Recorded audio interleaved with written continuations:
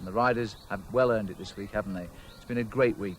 It's given us a chance too to look back at that week, and we'll also be taking you inside the Tour de France to the Sag Wagon, the vehicle in the Tour the riders hate to see. It usually means they're quitting the race.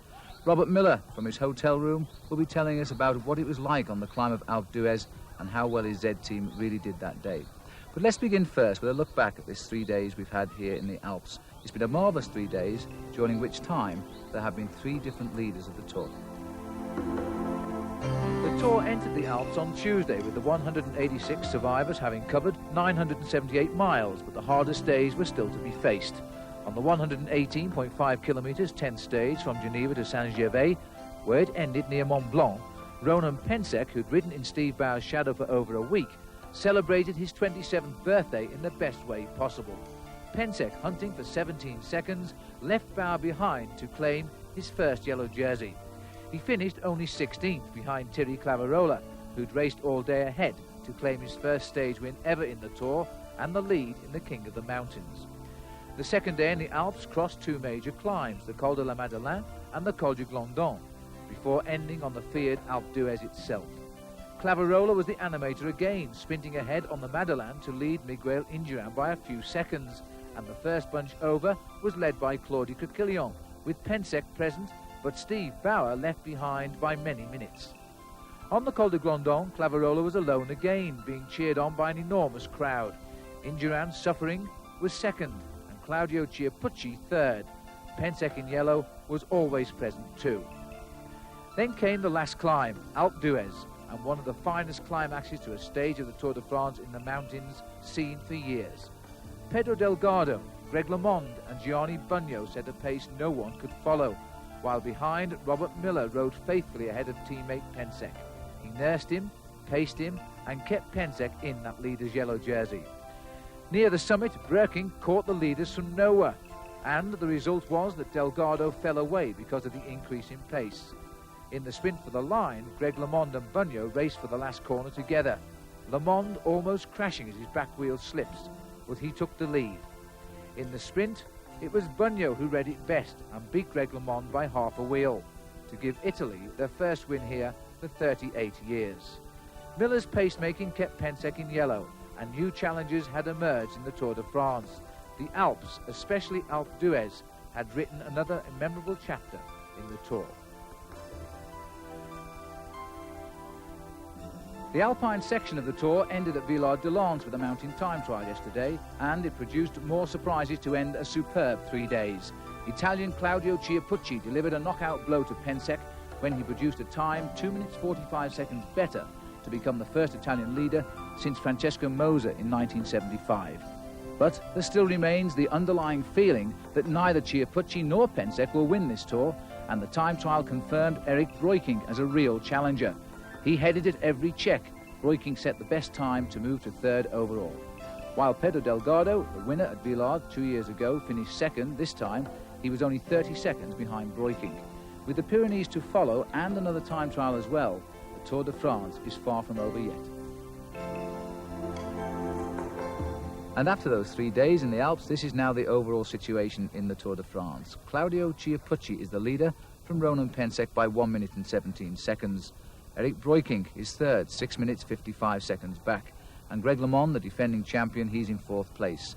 Pedro Delgado, the winner 2 years ago, is fifth, and Raul Alcala is in sixth. Andy Hampson, the American, he's having a good tour this year. He's up to 10th. And Fabio Parra really threatens after this trip in the Alps because he's now in 12th place. Sean Kelly, he's down in 21st slot. Robert Miller is in 26th. If he was riding for himself, he would certainly be higher than that. And Sean Yates is 118th. So that's the situation overall in the Tour de France. And you know, the Alps are a great place to be when you're on holiday. If you come here to watch the Tour de France, then you savour a great atmosphere. The slopes of Alpe d'Huez are special, and Gary Imlach had the pleasurable experience of going there the day the race went up, and he met the fans. For 364 days of the year, Alpe d'Huez is a ski resort and holiday location. Last Wednesday was the other day. That's brilliant. Yeah, it's really good. Greatest show on earth. We've been here 5 years, coming in, trying to get round about the same sort of place, and the people are just so friendly. You know, you're on the mountain and each nationality supports every other nationality. You know, it's not like a football match where they hate one another. Alpe d'Huez is the nearest thing cycling has to a holy place, and every tour up to 250,000 fans congregate along its climbing roads in a ritual display of respect for the suffering it inflicts on riders and the special riders who suffer it. Names of cyclists who'll never see them because of the crowds and their own concentration are carefully painted on the road for encouragement by fans who may have camped out for days for the privilege. Well, we got here last night and spent the night over there on the side of the road with 1 million other people. In our car. In our car. So, Was it worth it? so far, yeah, it's been a spectacle, if nothing else. You see it on TV and it's not quite the same. So. The Alpe veterans who've been coming here for years are prepared for the long wait. The Dutch play dice and cards, the French inevitably eat.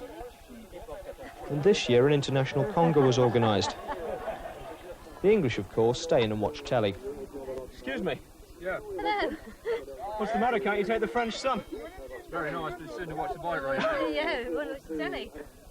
Of all the nationalities on Alpe d'Huez, by far the most visible and vocal are the Dutch.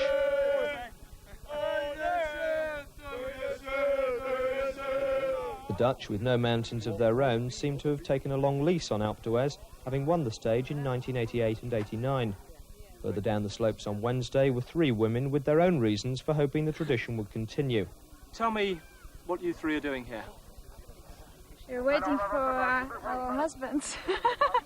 Yvonne Winnen, Sabine Jacobs and Gea Brooking put safety before victory for their men, but they were still confident about the race. So who's going to win today? Broken. Broken. Broken, definitely. He will win today. Finally, just before 4 o'clock on a scorching hot afternoon, the waiting for fans and family alike was over, as the clatter of the television helicopters signalled the arrival of the riders. The atmosphere's been good on Alpe d'Huez all day, but nothing compared to what it's going to be like in a moment. The lead riders will be here at the 3-kilometre mark in a few seconds, and that's when the Tour de France changes from spectator to participation sport. With no barriers to hold them back for most of the climb, the fans become part of the race on Alpe d'Huez, offering encouragement, water, and often a strictly illegal helping hand. At times, the road disappears completely, and riders seem to be heading for a collision with the crowd before the bodies part to a handlebar's width. And the help isn't always appreciated. After 180 hard kilometres, many riders would rather be left to get on with it, as Rudy Darnens demonstrated after a misplaced push almost unseated him. Back in the Dutch camp, there was good news and bad. The word on the radio was that Erik Breukink had finished in the top 3, but while Yvonne Winnen cheered the other Dutch riders on, there was no sign of her own husband, and there wouldn't be. Paul Winnen had stopped and was out of the Tour. He quit. He quit. Because of his back. So, a bad afternoon for you? No, not really. It's a little bit disappointed, but I had expected it for the whole week. How nervous do you get when you're waiting for him to arrive? Very nervous, yes. It's, I always have to cry. Yeah, me too. Always. Me too. And that was it. As soon as the race itself was past, the race for home began, by bike and cars and on foot, leaving Alpe d'Huez to get on with its regular job until next July. Well, believe me, once you sample the atmosphere on Alpe d'Huez, you'll come back year after year. We'll take a short break, and after the break, we'll join Robert Miller on the balcony of his hotel room, and he'll recall that great rest day here at Villard de Lans for the 170 riders who survived the race. 198 set out from Futuroscope, and the one dread each one carries is leaving the race by what they refer to as La Petite Porte, the back door. Gary Imlach explains. This is the sight every rider in the Tour de France dreads seeing over his shoulder, the broom wagon which metaphorically sweeps up after the race. This is the very last vehicle in the huge Tour convoy on every stage. And for the next to last vehicle, which is inevitably a bike with a struggling cyclist on board, it means the end isn't very far away. In the macho code of professional cycling, there's no honourable discharge from a race except through severe injury, and riders will fight to the line every day to avoid the shame of the broom wagon. Paul Kimmage earns his money the easy way now as a journalist, but he remembers the feeling well. The first time was in 1987. I'd ridden 21 stages of the tour, and I couldn't go on any further. I was just totally exhausted. And I got off, and you would imagine after 21 stages, you'd be glad to get off and glad to see the end of it, and you'd feel a sense of relief, but it's actually quite the opposite. You're like a condemned man going into prison. Your only sentiment is shame more than anything else, and I felt deeply ashamed. You're stripped of your numbers before you get into the broom wagon. I got into the broom wagon, I was crying. It was very, very depressing. And nothing's changed, no matter how bravely a cyclist has ridden to try to stay in the race. The end is always ritual, humiliating and public, as it was in the mountains for Jean-Pierre Hendricks of Belgium. It's undignified, certainly, but it's a law of the race. It's done to stop you having second thoughts and getting out 10 kilometres later. They do it very humanely. If it is possible to do it humanely, they do it humanely. The guys in the broom wagon are really nice fellas. They've seen the suffering the guys go through and they understand it. But you know, it just has to be done, and it doesn't help things, certainly. I mean, what's the atmosphere like in the broom wagon? You're going along, the crowds are still on either side of the road, but you're no longer in the race. The crowds are beside the road, and they're looking into the broom wagon and saying, oh, there's a Fagor or Nora Mo guys after abandoning, and they all start pointing at you, and you're saying, oh, Jesus Christ. I had to stick my head down. I ended up actually covering my head with a towel, like you were coming out of a courtroom, you know. That's the way it gets to you. With the riders now through the Alps, the toughest climbs of the race are behind them. But injury, the Pyrenees and sheer accumulated exhaustion will keep the broom wagon in business for the rest of the tour. The sounds of the engine of the broom wagon is just about the worst thing a tour cyclist can hear. Let's turn to happier times now and go back to Alpe d'Huez. Robert Miller on Alpe d'Huez dragged Ronan Pensek through to keep his yellow jersey, while at the same time Greg LeMond was finishing second on the stage. It was all part of the Z team's plan, as Paul Sherwin found out when he spoke to Robert. Robert, the day of Alpe d'Huez, did the Z team have any specific tactics on that day? Yeah, the plan was to put Greg LeMond in the break, and then watch what was happening behind with Alcala and see if Pensek could follow them if there was any trouble. But specifically, we'll try and put Greg in a good position to see if he could take any time back on Buño or Delgado. So when Greg was attacking on the descent of the Madeleine, was he trying to provoke a move that he could get into? Yeah, that was the plan. He was trying to make the PDM riders work a little bit and maybe Delgado work a little bit that day. So the real thing was to take the pressure off the Z team, and yeah, so we didn't have to make any tempo on the front of the bunch that time. So if we had Greg in the front or maybe Boyer or Cornillet, then that took the pressure off us behind. Pensek said about the day of Alpe d'Huez that you were absolutely flying and you could have left him at any time. Is that right? I don't know about that. I was feeling okay. Do you think you could have won the stage? Maybe if we came back on the first riders, but that wasn't the point of staying with Ronald. The thing was to keep him at a good distance from the guys who had escaped earlier. So if I could have left him, maybe I would have left him for 10 seconds, but it's not the point of riding in a team. And what about the fact, were you not frustrated? I mean, Alpe d'Huez is one of the biggest stages, the most famous stages of the tour. Weren't you frustrated at having to wait behind and stay with him? No. It was my job for that day, to stay with Ronald. I'll win another day, maybe. Well, when we got near the top of Alpe d'Huez, you started making a sign with your hand, a gesture. What were you trying to do? It was because of the motorbikes were like choking with the exhaust fumes from they were so close, like trying to get photos of what was happening. So to get a bit of fresh air in the mountains is normal. Did you think that you were going to catch up the front group? Yeah, I thought we might at one time. Because it started to come back quite close. Yeah, I think maybe the guys in the front started looking at each other and we were just keeping the same rhythm, so maybe if we came back I'd have won the sprint, but... Well, I remember when I rode up Alpe d'Huez, I was riding at the back, but it was always a strange climb. It's a very special climb. What's it like emotionally to ride at the front on the Alpe d'Huez, especially when you're looking after the yellow jersey? It gives you a good bit of motivation to keep the guy there. You know you're doing a good job, so you feel a lot better than try and forget the pain a little bit. Do you get a lift from the crowd as you get near the summit? Yeah, like 3 Ks to go when you come in the crowd, you get a good lift. It's like being in the middle of a football match. So do you think as the race progresses, do you think now that Greg is going to actually work for Ronan? Yeah, Greg's not like trying to take any time back on Ronan. He's trying to make the other favourites work. So Greg's a nice guy, like everybody says. I don't think he's going to try and beat Ronan. He's here to try and make one of the guys from our team win. So I don't see Greg putting Ronan in any difficulty. So who will be the leader of the team as the tour continues? One leader or two leaders? Still two for the moment. Makes things difficult that way. Makes it difficult for the others.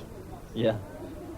Well, we're now heading off into the Pyrenees, and that's your favourite stomping ground, as Yatesy would say. You've won 3 stages in the Pyrenees. Is there a difference between the Pyrenean climbs and the Alpine climbs? It's a little harder to ride up. Like the road surface isn't so good, and the air's a little drier, so that's about the only difference. So why do you seem to be so successful in the Pyrenees? I don't know. Just luck, you're going to tell me? Just luck. Well, do you think now, with having the yellow jersey in the team, and do you think you'll be allowed to try and win a stage? Yeah, I think so. If Ronan's looking good, I think they'll let me go away and try my luck one day. Which stage would you prefer to win? Any stage. A flat stage, so I'll win the sprint, and then they can say that it's not normal. You know, I don't think I've ever seen Robert Miller so relaxed and happy in any Tour de France, and it would be marvellous if he could win that stage in the Pyrenees. Now then, the rookie of the Tour, Olaf Ludwig. As you know, we've been following his fortunes ever since he set out from Futuroscope. Here's Gary now with his update. To borrow a sporting cliché from elsewhere, it's been a bit of a week of two halves for Olaf. He certainly started well enough and just in time to contradict me, winning a stage immediately after I'd pointed out that it was the one thing he'd so far failed to do. It was an intelligent ride by Ludwig on the way to Besançon, sitting on the wheel of Johan Museau, who, if you remember, stole the stage from him in the final yards into Le Mans Saint-Michel. This time, though, there was no mistake, as Olaf called on his superior power in the sprint to make history as the first East German to win a stage of the Tour de France. So Cornier, equally no great sprinter, is leading out now as they start the long, fast ride down the hill towards the line. They'll soon be into our sights in the distance. It's like an Indian charge off the mountaintop from where we're sitting, because all of the flashing lights ahead of us, and here they come now, up towards the finish. Cornier making a final dash for home. Now the sprint opens, and it's Olaf Ludwig who goes. He's got Museau pinned on his inside. The two fastest finishes together now. Museau in the pink. Ludwig is coming clear. He's going to get it. He's finally got the victory he's wanted. Olaf was so happy afterwards, he even managed a little English. It's another great finish for me. Great dream. And his morale was boosted further by the arrival of his coach, 71-year-old Werner Maschner, who declared his pride in his protégé and wished him luck for the mountains. Unfortunately, Olaf was going to need it. The next day, he lost 14 minutes on the road to Geneva, and that was scarcely more than a gentle warm-up in Tour de France terms. On Tuesday's stage de Mont Blanc, he lost a further 20 minutes, but the real mountain baptism for a man who's scarcely ridden them before came on Alpe d'Huez. Up ahead, the East German fans were marking his name in the road near the finish, but they were going to have a long wait, as Olaf struggled up the mountain, 37 minutes behind the leaders. So Olaf has struggled through the mountains, suffering again in yesterday's individual time trial to the tune of nearly 6 minutes over 33.5 kilometres. To be fair, though, he always knew it would be tough up here, and he has been riding intelligently, pacing himself at the back of the bunch, so that although he's losing time, he's staying inside the elimination cut-off. The important thing for our rookie at the end of this week is that he survived the Alps. And although I can't imagine he's looking forward to the Pyrenees very much, at least he knows, relatively speaking, that things should be easier from now on. Well, despite his baptism of fire in the Alps, Olaf Ludwig still keeps his green jersey with a good lead overall. Here's the situation. Ludwig leads with 198 points. Johan Museau from Belgium is 41 points further back with 157. And Sean Kelly, a massive 103 points in arrears. And Kelly has won this competition on 4 previous occasions. The King of the Mountains has a clear leader. Thierry Claverola, 228 points. Claudio Chiappucci in second place with only 107. And Roberto Conti of Italy with 87 points. Just a reminder then of the top 5 overall in the Tour de France once more. Chiappucci leads the race. In second place, Ronan Pensek, 1 minute 17 seconds behind. In third place, Eric Breukink.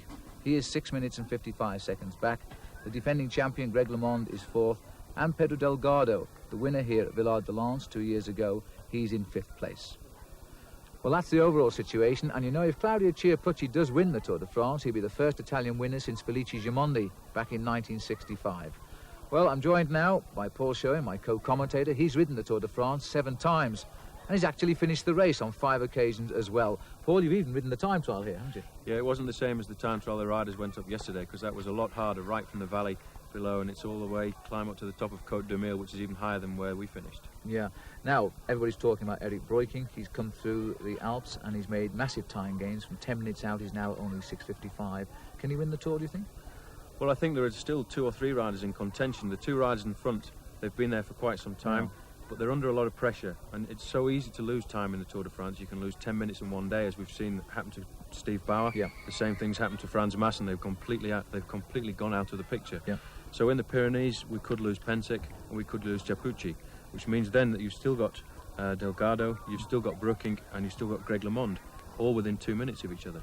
Now, one man we haven't really talked about all tour until we saw him nearly catch everybody up Alpe d'Huez, Fabio Parra. He's having a super tour now, and he really looked good in the time trial. Well, he is, but he's a lot further back. I'm not sure that he can pull that amount of time back in the Pyrenees. It's quite difficult, so we'll have to see how he progresses. Now, we've done 1,500 kilometres about. We're on our way to the Pyrenees, and who's going to win the Tour? Come on. I still think in the Pyrenees, Delgado will have a lot of supporters from the Spanish, so maybe he can pull it off. All right. So we'll see, because the race resumes tomorrow with a ride of 149 kilometres from Villard-de-Lans, where we are today, right down to Saint-Étienne. There's one climb on it near the end. It's a tough one. It's the Col de la Croix de la Chauveret. We'll see how the riders fare again tomorrow when it's back in the saddle.